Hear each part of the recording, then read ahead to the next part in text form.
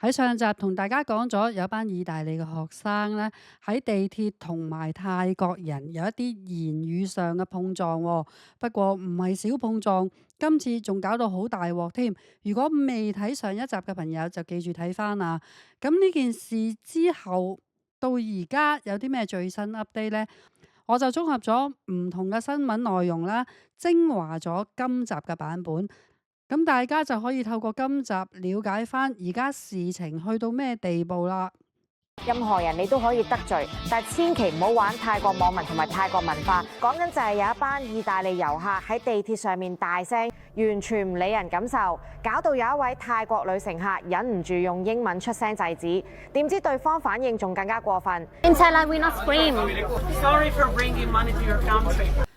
今次引申軒然大波嘅就係呢句説話啦。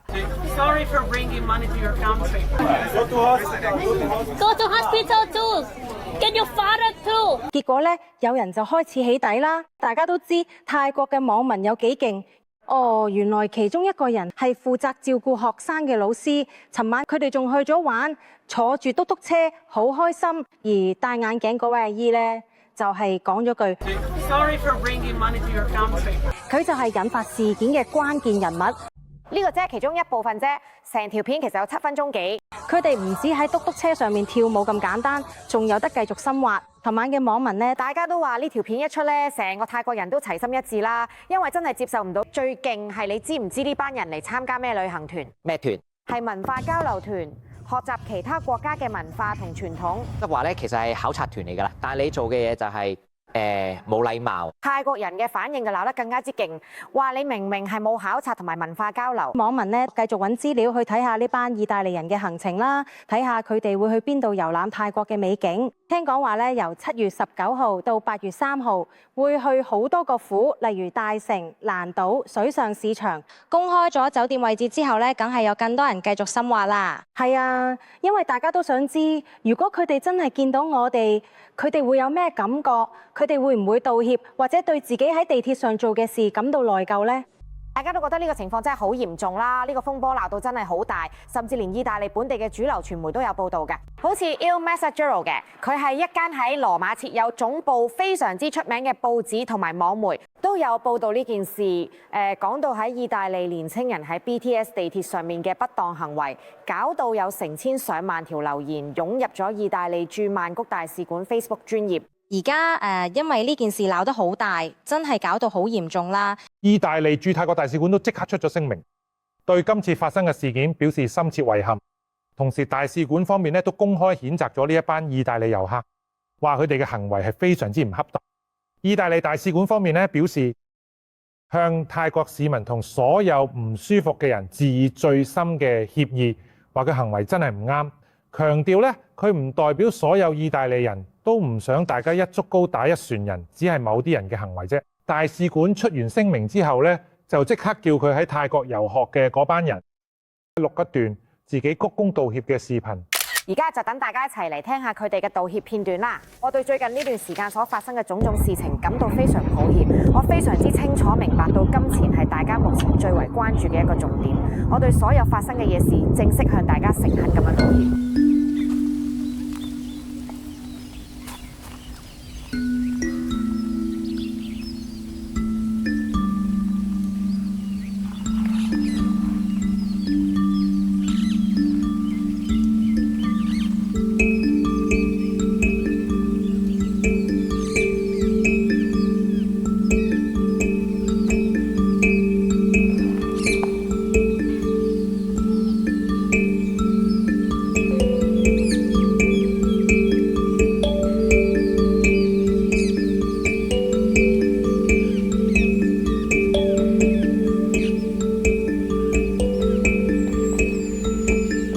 條片出咗之後，好多泰國人都話願意原諒，但係以後應該要尊重同埋尊敬你去旅遊或者探訪嘅地方、國家同埋當地人。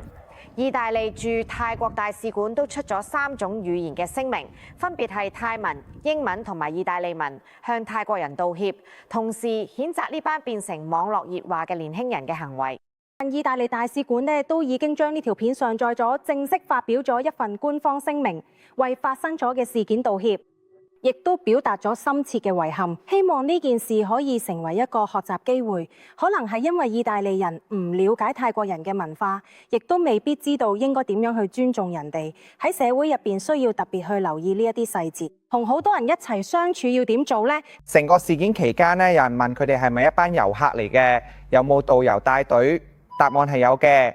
有個泰國導遊試過咧，想阻止走去同嗰班學生傾偈，但咧都控制唔到個場面，咁所以就有人質疑咁樣嘅情況，淨係得一個導遊去管理唔啱嘅遊客，係咪真係夠呢？跟住當呢段片流傳咗之後，就有人自稱係導遊個女發信息，佢表達嘅歉意同埋解釋，話佢媽媽做導遊其實淨係得一個人要照顧超過48個意大利遊客。上地鐵之前呢，已經同團友解釋過，話泰國文化唔應該喺地鐵度大聲講嘅，途中都不斷提醒佢哋。事發之後落咗地鐵即刻再鬧佢嗰班學生一次，但係因為團友人數太多，有啲學生嘅行為真係控制唔到，所以冇辦法完全控制成個場面。導遊個女話佢媽媽對於最近發生嘅事好唔開心，已經去咗同公司傾過，揾緊一啲初步嘅解決方法。聽講話公司之後會加多啲導遊去照顧旅行團。依家咧公司已經叫導遊暫時唔好再帶呢個團，等公司安排其他導遊去照顧嘅。跟住佢哋又出咗個聲明，話自己係嚟自意大利嘅考察團主辦單位。聲明入邊表達咗對事件嘅遺憾，亦都向泰國人道歉。佢話片入邊嗰班細路其實係學生，仲有好多都係未成年，嚟到係為咗文化交流同埋學習嘅外國生活。佢哋真係有交流，喺地鐵上面都交流嘅。你有冇聽過一句説話，入鄉隨俗啊？公司話青少年嘅活潑好動可能係原因之一，但呢個唔可以成為行為不當嘅藉口。佢哋強調部分學生嘅行為唔代表公司價值觀，亦都唔代表大部分學生。大部分學生都係帶住對主辦國嘅尊重嚟嘅。公司重申過去20幾年，佢哋已經帶嚟幾千個學生喺泰國，大家都仲係好欣賞泰國嘅文化、美麗同埋人情味，亦都再次強調會以尊重同負責任為基礎推動文化交流。因為肇事者都仲係未成年啦，所以好多網民留言都話，其實都係教育問題，反映到呢班學生家長嘅責任。其實我哋都想再講多次，呢件事唔係國籍問題，而係公共場合嘅禮貌問題。呢啲只係個別人嘅行為啫。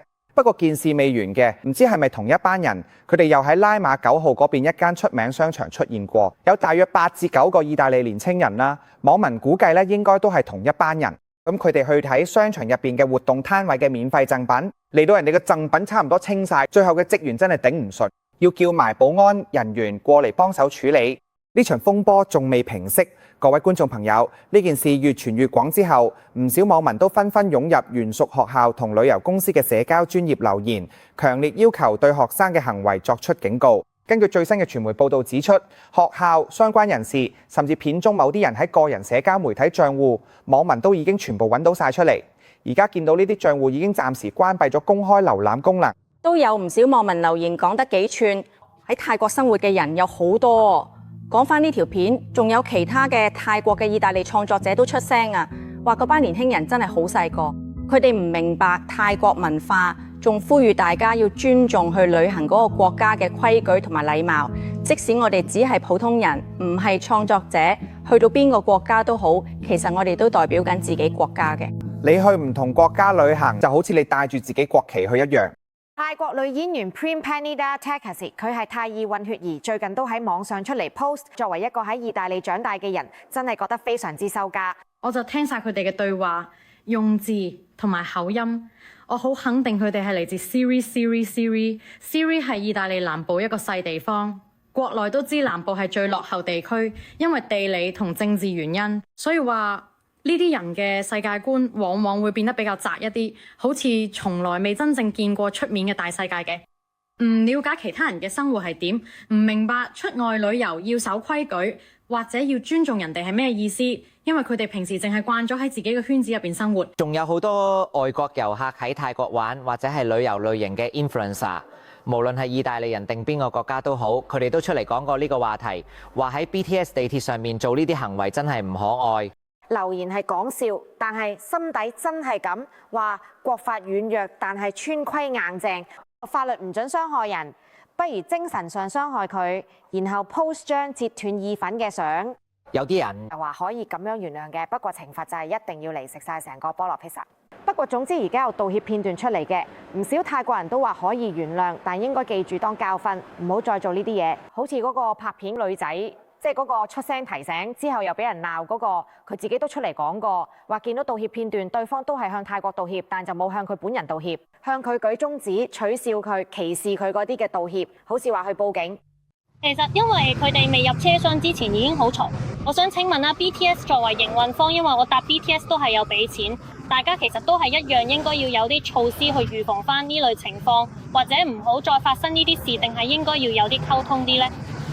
可以預防到嘅。因為其實咧呢啲行為都係犯法嘅，例如喺中指或者用粗口鬧人呢，其實都係屬於公然侮辱罪嘅。聽講佢哋都會去報警嘅。而且好似我之前講過，泰國網民真係好犀利嘅，佢哋連人哋嘅行程表都揾到，知道佢幾時去邊度、幾點去，仲會將佢行程公開出嚟，大家一齊分享。話某日佢會去芭提雅附近嘅 Koh Land 島，一有新聞話有人分享旅遊行程，就會有啲留言，喂，準備迎接下啦，準備迎接下啦。咁我哋新聞團隊就去咗芭提雅嘅巴厘嗨碼頭現場視察。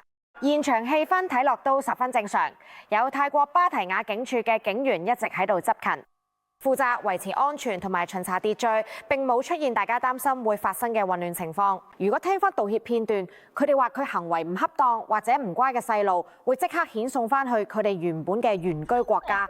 唔好咁做啊！泰國真係好似天堂嘅，泰國人好 nice， 生活喺度簡直係享受。佢哋係唯一遇到咩事都保持笑容嘅民族，就算心入邊唔舒服都會放低，唔會發作。呢個就係泰國人嘅性格。但係如果你想擊佢泰國人呢，本來係人間天堂嘅泰國，分分鐘會變做人間地獄，好快嘅。冬蔭功好味啦，但係其實冬蔭都可以好辣嘅，因為佢哋見到泰國人好好人，所以就覺得哦好人啫，咁就踩上嚟。今次呢件事件，我覺得就叫做圓滿解決咗㗎啦，因為當事人出咗嚟道歉。而涉事嘅學生呢，仲被安排盡快返意大利喎，咁所以我覺得個情況呢係正面嘅。我亦都相信泰國人已經原諒呢一班學生㗎啦。咁話說回來啦，喺我睇咁多新聞同埋翻譯裏面呢，我係發覺泰國人對今次呢件事嘅反應呢係激咗嘅。唔知點解咁激，即係當然都係好嬲啦，因為觸及到佢哋一啲底線啦、自尊啦，同埋民族意識啦。咁但係咧，其實之前喺泰國發生咗好多事，泰國網民完全係冇聲嘅喎，唔會咁大聲嘅喎，亦都唔會走去起底嘅。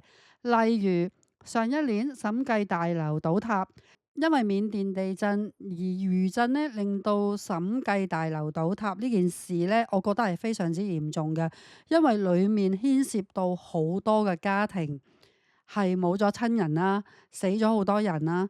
當地嘅傳媒亦都深挖咗，原來嗰個倒塌事件呢係牽涉到嚴重嘅貪污、嚴重嘅人為問題嘅。咁到頭嚟到依家有冇人真係坐監呢？可能有啲人俾人炒咗嘅，但係有冇聲呢？成個社會呢根本就係靜晒咯。到1週年嘅時候就揾班大師啊，揾班僧侶過嚟超度下咁件事又係到依家好似不了了之咁。咁所以我點解覺得今次呢件事佢哋係過激呢？因為我係比較翻之前2025年，其實都發現咗好多問題。旅客過嚟唔禮貌啦，喺地鐵大聲啊，又或者一啲灰產嘅問題，啲旅客直頭係揸住個旅遊簽證做生意而避稅啊，又或者做緊啲非法活動啊等等，咁我都唔覺得泰國網民有咁激嘅反應咯。咁今次啲學生呢，當然行為係有問題啦，而且又撞啱咗一個敢言嘅泰國女仔啦，而呢個泰國女仔咧，而家仲話要去報警告翻啲學生添。咁如果網民或者泰國人可以去到咁盡嘅話，點解佢哋又唔對過往甚至而家正在發生緊嘅事而發聲呢？例如 KK 園，大家都知泰國做咗人口中轉站噶嘛，網民有冇發到聲呢？佢哋淨係識得話驚啫喎。